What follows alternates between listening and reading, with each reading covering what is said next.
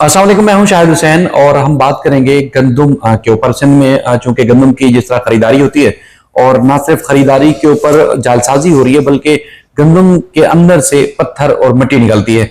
कई केसेस दर्ज किए गए, नैब और एंटी करप्शन भी मुतहरिक हुआ, लेकिन आज तक सिंध की आवाम को अच्छी और मियारी गंदम मैसर नहीं हो सकी।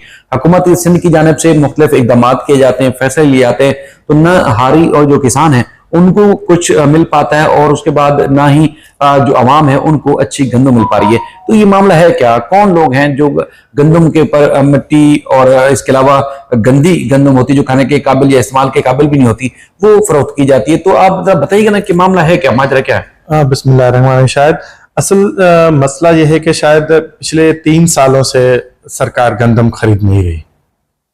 3 साल से पहले जो गंदम खरीदी गई थी, तो पहले एक सिस्टम होता था। वो सिस्टम यह है कि फूड गोदाम होते हैं, हर एक तहसील में अलग अलग 2-3 गोदाम होते हैं, 2-3 फूड इंस्पेक्टर तैनात किए जाते हैं। उनका जो तैनाती का ऑर्डर है वो हर साल एक न्यू ऑर्डर होता है। ये नहीं है कि एक ही बंदा जो है वो सालों साल चलता आ रहा। तो वो ऑर्डर तो यहाँ सेक्रेटरीट से होते हैं, एक लिस्ट बनती है पूरी, तो वही इंस्पेक्टर आते हैं जो बासर होते हैं, जो बासरों के आशीर्वाद पे होते हैं। तो वही इंस्पेक्टर लगते हैं और वो गंदम खरीदते हैं। अब गंदम कैसे खरीदते हैं? जैसा कि 3 साल में पहले की बात कर रहा हूं, क्योंकि 3 साल से गोदाम बंद है। तो गंदम कैसे खरीदते थे? ये पहले 4000 का सरकारी रेट आया, बाहर रेट चल रहा था 3000, तो पर जो है 40 किलो 1000 का फर्क होता था। तो आप समझो कि जो 100 किलो की बोरी है उस पर 2500 का फर्क आ गया। तो ये बहुत ज्यादा है। तो फायदा किसको पहुंच रहा था? मैं यही बता रहा हूं कि ये फर्जी तौर पे जो आबादगार हैं, किसी को 100 बोरी, किसी को 50 बोरी, तो ये दे देते हैं। बाकी जो इसकी बोरियां बचती हैं ये दुकानदारों से गंदम खरीदते हैं। और इनके जो ये इंस्पेक्टर हैं, इनके अपने एक खुला एक मैदान बना हुआ ये बनाते हैं, वहां गंदम खरीदते हैं। एक तरफ गंदम उतरती है, दूसरी तरफ मिट्टी उतरती है। तो गंदम और मिट्टी मिक्स करके ये वो उसकी हुकूमत की दी हुई जो टारगेट है उसको पूरा करते हैं। वो बोरियां भर के रख देते हैं। अब सालों साल जो गंदम है वो गोदामों में पड़ी रहती है, किसी को कानो कान खबर नहीं होती। अब जब 2 साल 3 साल, अब देखें आप मुल्क में बरसातें भी होती हैं, कोई इश्यूज भी आ जाते हैं, फ्लड आ जाती है, तो फिर ये उन्हीं फूड इंस्पेक्टर को फायदा मिल जाता है और वो ये इशू बना के और उस गंदम को खोल देते हैं कि भाई ये तो खराब हो गई, इसमें तो फ्लड का पानी आ गया, बारिश का पानी आ गया। और या जो है वो गंदम, अगर वो ऑर्डर ऊपर से आता भी है कि भाई इसको अब ऐसी गोदाम, क्योंकि हुकूमत हर 2 साल 3 साल के बाद जो अगले साल वाली जो अगली गंदम है वो जो फ्लोर्स मिल्स हैं उनको सप्लाई करने का हुक्म देती है। अब ये है कि वो फ्लोर मिल्स को वो गंदम जाती है मिट्टी वाली। तो 3 साल पहले ये पूरा एक सिस्टम चल रहा था जिसमें जो फूड इंस्पेक्टर थे, फूड सुपरवाइजर थे, 5 स्केल के 9 स्केल के वो लगते थे और रातों रात वो अमीर बन जाते थे। 50 करोड़ 60 करोड़ की गंदम उसकी सरकार की उनकी पूरी मिल्कियत होती थी। वो पूरा साल 2 साल उस पे व्यापार करते थे, उन्हीं पैसों पे जो है अपने घर चलाते थे, घर लेते थे, गाड़ियां लेते थे। और गंदम, वहां गंदम की जगह जो है मिट्टी मिक्स वो गोदामों में भरी। जो वीडियो लोग देखेंगे भी, आपने भी देखी, कल भी हमने भी देखी, उसमें गंदम मेरे ख्याल में 20% भी नहीं थी, बाकी सारी मिट्टी और पत्थर था। बिल्कुल ऐसा है। कंदकोट, शिकारपुर, मीरपुर खास और कई जगहों पर मैंने जो गोदाम के वहां पर मुझे सोर्सेज ने कुछ डिटेल्स दी। एंटी करप्शन को भी यहाँ पर इन्वेस्टिगेशन के लिए भेजा गया। नैब खुद वहां छापे मारती है, तो नैब कहती है हमारे दायरे इख्तियार में नहीं आता, लेकिन हजारों बोरियां गंदम की गायब भी कर दी जाती है। हुकूमत क्या करे? मैं यही कह रहा हूं कि ये इंतहाई, मैं इसे नाकस पॉलिसी कहूंगा हुकूमत की, कि इतने जो हुकूमत का नुकसान हो रहा है, क्योंकि हुकूमत तो पैसे देती है और पैसे लेके वो गंदम खरीदती है। और गंदम में मजे की बात ये बताऊं कि वो गंदम आबादगारों से 20% भी नहीं खरीदी जाती। वो उन्हीं फूड इंस्पेक्टर जो लगते हैं और जो बासर शख्सियात की रहम करम पे आते हैं, वो मिलके और गंदम की जगह 20% गंदम 80% मिट्टी मिला के वो गोदाम को भर देते।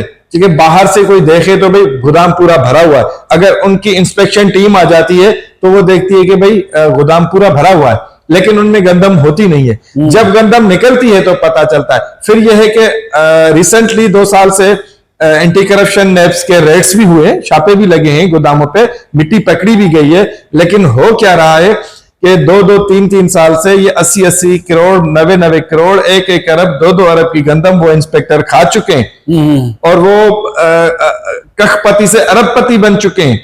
अब यह है कि आगे आपको पता है पाकिस्तान है भाई, केसेस चलेंगे, वो सस्पेंड भी होंगे, लेकिन बाद में यह है कि वो फिर कोर्ट जाएंगे, कहां ना कहां से पैसे देके फिर वो बहाल हो जाएंगे। नुकसान जो हो गया तो हो गया। तो हुकूमत मुझे समझ में नहीं आ रही। अभी रिसेंटली आपने खुद देखा कि हुकूमत ने ऐलान किया कि भाई हम आबादगारों से गंदम खरीद रहे हैं। कैसे खरीद रहे हैं कि भाई जिन आबादगारों को हारी कार्ड मिले हैं, हारी कार्ड के थ्रू आपसे गंदम खरीद रहे हैं। पर एकड़ जो है हम 5 बोरी 100 किलो की खरीद रहे हैं। तो हुआ कि हुकूमत ने ऐलान किया, सिर्फ ऐलान किया, और न वो जो हारी आबादगार, जो हारी जिसके पास कार्ड है, वो किसको गंदम दे? गोदामों में कोई है नहीं, ऑफिसर तैनात नहीं हुए, पूरा सिस्टम नहीं बना। फिर 20 दिन के बाद फिर जो है हुकूमत ने कल परसों सीएम ने ऐलान कर दिया है कि भाई हम आबादगारों को आजाद छोड़ते हैं, वो कहीं भी गंदम भेजे। तो आबादगार जो हमारे हैं, मुसलसल मैं ये कहूंगा कि 2010 में फ्लड आया, उसके बाद एक रेट्स कम, 2010 से लेकर 2026 तक आबादगारों के साथ इतनी बड़ी नाइंसाफी हो रही है कि आबादगार जितना खर्चा करता है, मैं आपको बताऊं, डीएपी की जो एक बोरी है वो 15,000 है डीएपी की बोरी, और जो यूरिया की बोरी है वो 7,000 है। उसके अलावा पेट्रोल डीजल जो है महंगी है, तो आप हर कैसे चलाएंगे, ट्रैक्टर कैसे चलाएंगे? तो आबादगार जितना भी खर्चा करता है, मैं तो क्योंकि मैं खुद 50-60 एकड़ का जमींदार हूं, तो मुझे पता है कि हमें इनकम जमीन से अभी 10% भी नहीं हो रही।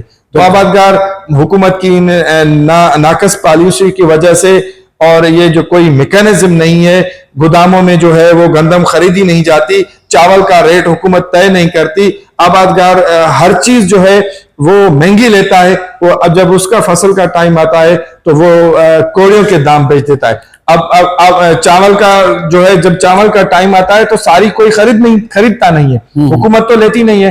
अब 3 साल से गंदम भी हुकूमत नहीं ले रही। तो इसी तरह से जो है ना आबादगार का तमाम बहुत अच्छा, मैंने कंदकोट में एक स्टोरी की थी, एक अफसर जिसके खिलाफ कुछ अर्सा पहले तहकीकात हुई और उसके ऊपर साबित हो गया कि ये जो है करप्शन में मुलविस है, गंदम चोरी में मुलविस है, या जालसाजी करके उसने बेच दी। तो हुआ ये कि जब मुकदमा दर्ज हुआ तो उसकी तरफ से एक सर्टिफिकेट पेश किया गया जिसमें कहा गया कि वो मर गया है, यानी कि डेथ सर्टिफिकेट पेश किया गया, और वो केस सर्दमोरी की नजर हो गया। तवील अरसे के बाद वही खुद जिंदा होकर दोबारा आ गया। और मैं इसी आपकी बात में एक और मजे की बात बताता हूँ। मैं अपने इलाके की बात कर रहा हूँ। मेरे इलाके में एक सुपरवाइजर था। कौन से इलाके में? तहसील वारे में एक लोकल दादू नहीं, डिस्ट्रिक्ट कंबर शरादकोट जी, डिस्ट्रिक्ट कंबर शरादकोट के तहसील वारे में एक सुपरवाइजर जो फूड इंस्पेक्टर 3 साल मुसलसल तैनात हुआ। ठीक है, वो बाइक पे चढ़ के आया और 3 साल के बाद वो प्राडो, वीगो, 3-3 गाड़ियां, 4-4 गाड़ियों में घूम रहा था। उसकी गाड़ी जो पूरी है ना, वो शराब की भरी हुई थी पूरी गाड़ी, वो चलते फिरते पीता रहता था। और जब एंटी करप्शन ने रेड्स मारी, छापे लगे, नैब की रेड्स हुई, जब उसकी 40,000 पता नहीं 50,000 बोरी जो है उसकी जो है वो गुम हो गई, उसके दौरान उसका केस उस पर लगा। 6 साल की उसको सजा लगी। 6 साल की सजा में मैं ये समझता हूं कि 6 दिन भी उसने जेल में नहीं काटे होंगे। वो जेल वालों को पैसे देके शाम को अपनी औताक और घर में वो शराब पीता रहता था। तो ये कानून है हमारा, ये मत क्या कहें, कोई सिस्टम ही नहीं है कि किसको सजा देनी है, किसको जजा देनी है।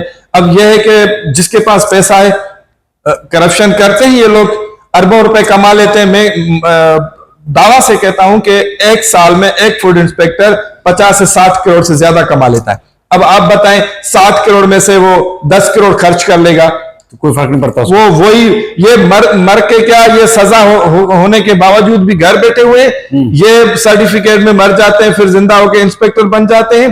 और मैं अभी 2-3 ऑर्डर आए, अभी रिसेंटली मैंने देखा है कि 2-3 इंस्पेक्टर को हटाया गया है। अब आप मेरी ये रिकॉर्डिंग रख लेना, 6 महीने के बाद ये किसी न किसी तरीके से कोर्ट से कहीं न कहीं से ये फिर बहाल होंगे और अगले साल ये फूड इंस्पेक्टर बनेंगे। अब ये देखें, हारी और किसान जो है वो रुल गया, तबाह हो गया, बर्बाद हो गया हर लिहाज से, क्योंकि उसको उसकी रेट नहीं मिलती उसकी फसल के, चाहे वो गन्ना लगाता है, वो गंदम लगाता है, वो किसी और चीज की भी अगर काश्तकारी करता है तो उसको कोई फायदा नहीं होता।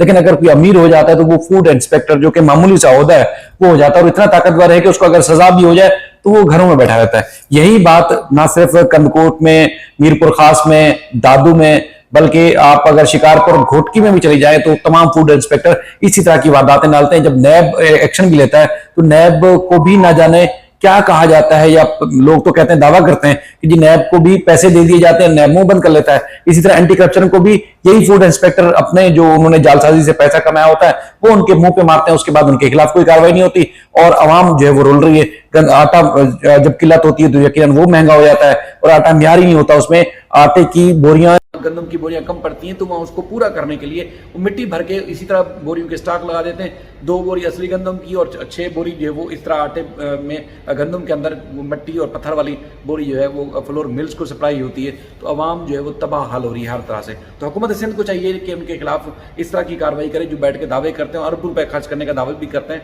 तो लेकिन अवाम को मिलता कुछ नहीं और फायदा किसी और का हो रहा है। बिल्कुल, हुकूमत सिंध को सिर्फ ये नहीं चाहिए कि हुकूमत सिंध को ये भी चाहिए कि जो इंस्पेक्टर फूड गोदाम पे लगाते हैं उसका एक पूरा चेक एंड बैलेंस हो, हर महीने की नहीं तो हर 2 महीने के बाद उनकी पूरी ऑडिट हो, उनकी गंदम चेक की जाए। और एक और बात जो मैं इसमें ऐड करूंगा कि जो हमारे गोदाम है वो भी बिल्कुल नाकस खत्म हो गए हैं, उनके ऊपर जो छतें हैं वो टूट गई हैं, तो मजबूरन वो फूड इंस्पेक्टर धूप में गंदम रखते हैं और जिसका फायदा वो बाद में खुद ही उठाते हैं। हाँ, तो इसीलिए जो गोदाम है, जो गोदाम अच्छी तरह बनाए, उनको पूरा शटर के तरीक़ेकार बनाए और हारी से, आबादगार से डायरेक्ट गंदम खरीदने के लिए एक अच्छा मैकेनिज्म बनाए ताकि वो फायदा आबादगार तक पहुंचे। ये पूरा हुकूमत का काम है ना, हमारा और आपका नहीं है। तो हुकूमत को चाहिए कि इसको संजीदगी से ले, क्योंकि ये अरबों की नहीं खरबों रुपयों की जो है ना, ये हर साल करप्शन होती है, क्योंकि एक गोदाम नहीं होता। मैं आपको एक गोदाम की बता रहा हूं जिसमें 50 से 60 करोड़ एक गोदाम से करप्शन होती है और एक डिस्ट्रिक्ट में 40 से 50 गोदाम है। तो आप बताएं कि एक जिले में जो है वो मिनिमम 25 करोड़ जो है वो हर साल पे करप्शन में चले जाते हैं, वो हुकूमत के पैसे होते हैं और वो आबादगारों से भी गंदम नहीं खरीदी जाती, वो किसी के फायदे में नहीं, वो सिर्फ फूड इंस्पेक्टर कमाते हैं और उनको लाने वाले कमाते हैं। तो इसी तरह आप सिंध में 26 जिले, तो आप बताएं कि कितने अरब जो है हुकूमत के ये हर साल चले गए। तो इसी तरह इनको हुकूमत को संजीदगी से इस पूरे मामले को देखना चाहिए। चलिए, आपका बेहद शुक्रिया। बिल्कुल, हमारे भी पॉइंट आउट करने का मकसद ये था कि हुकूमत उसके ऊपर देखे और जो जिम्मेदार हैं उनको सजाएं भी हों। इस तरह की सजाएं ना हों कि 6 साल की सजा हो तो 6 दिन में जो वो बाहर आ जाते हैं, या वो एक रात भी जेल के अंदर नहीं गुजारते, बल्कि चेक एंड बैलेंस भी होना चाहिए। आपका बेहद शुक्रिया। जुल्फकार चांडियो साहब जो है वो सिंध के एक ज़बरदस्त सहाफ़ी हैं और चूँकि इंटीरियर सिंध से ही ये मामला जो है वो रिलेटेड है गंदम से मुताल्लिक, तो इसलिए हमने सोचा कि इनसे बैठ के गपशप करें और आप तक फैक्ट्स पहुँचाएँ कि गंदम असली मिलती क्यों नहीं है और उसके बाद गंदम चोरी कैसे हो जाती है। अक्सर ये भी कहा जाता है कि हज़ारों लाखों मन गंदम जो है चूहे खा जाते हैं। तो चूहे कौन है और किस तरह खाते हैं? इंस्पेक्टर चूहे। चले, आपका बेहद शुक्रिया। अल्लाह हाफिज़।